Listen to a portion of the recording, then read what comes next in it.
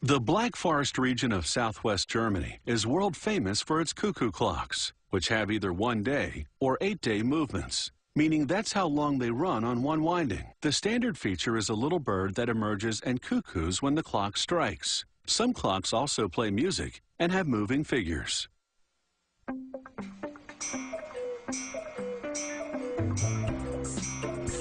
The intricate carvings that decorate many cuckoo clocks start out as a block of linden, a soft wood that's easy to carve.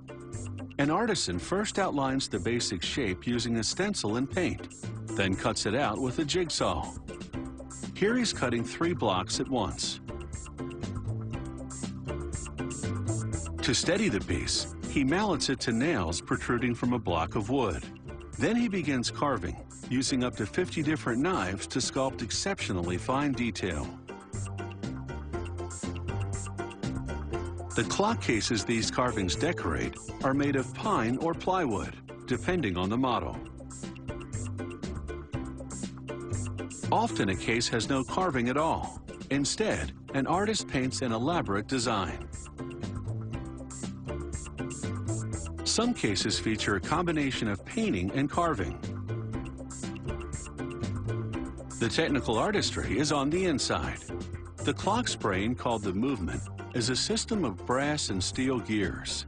It keeps time and triggers the cuckoo function. The components and configuration vary according to whether it's a 1-day or 8-day movement.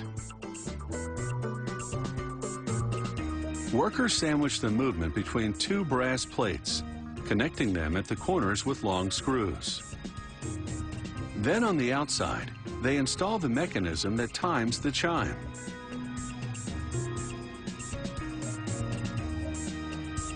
Next, the steel wire on which the cuckoo bird will perch. Then last but not least, the reels that will move the clock hands. The factory runs every finished movement for 2 days straight to ensure it functions perfectly.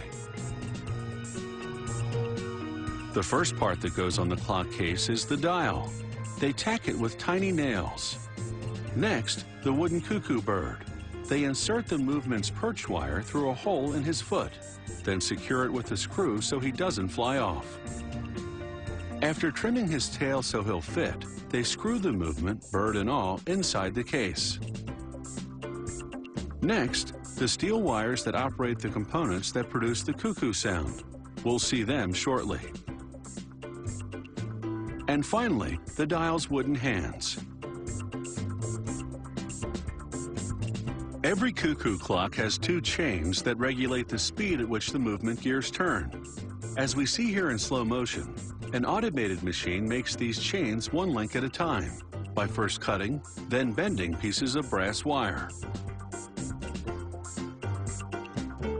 Each chain goes into the case through a hole in the bottom, then onto a wheel in the movement, then back out through another hole in the bottom of the case. S-hooks go onto the ends. These will hold cast iron weights that pull the chain. Workers rig up a small wire connecting the bird and the door. This opens the door when he comes out to cuckoo.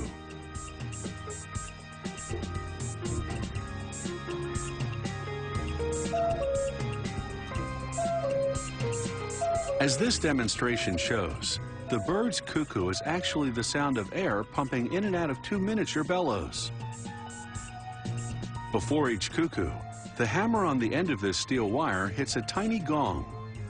The number of gong cuckoos indicates the hour.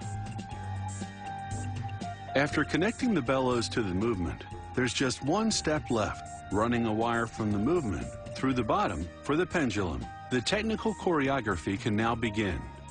Winding up the clock raises the chain, pulling up the weight on the end. As the weight falls back down gradually, it pulls the chain, which turns the movement, which drives the hands of the clock. The pendulum regulates the pace. At this factory, a clock gets the seal of approval only after a 2-day test run during which it must perform impeccably. It's this attention to detail, both artistic and technical, that makes these traditional German cuckoo clocks such timeless treasures.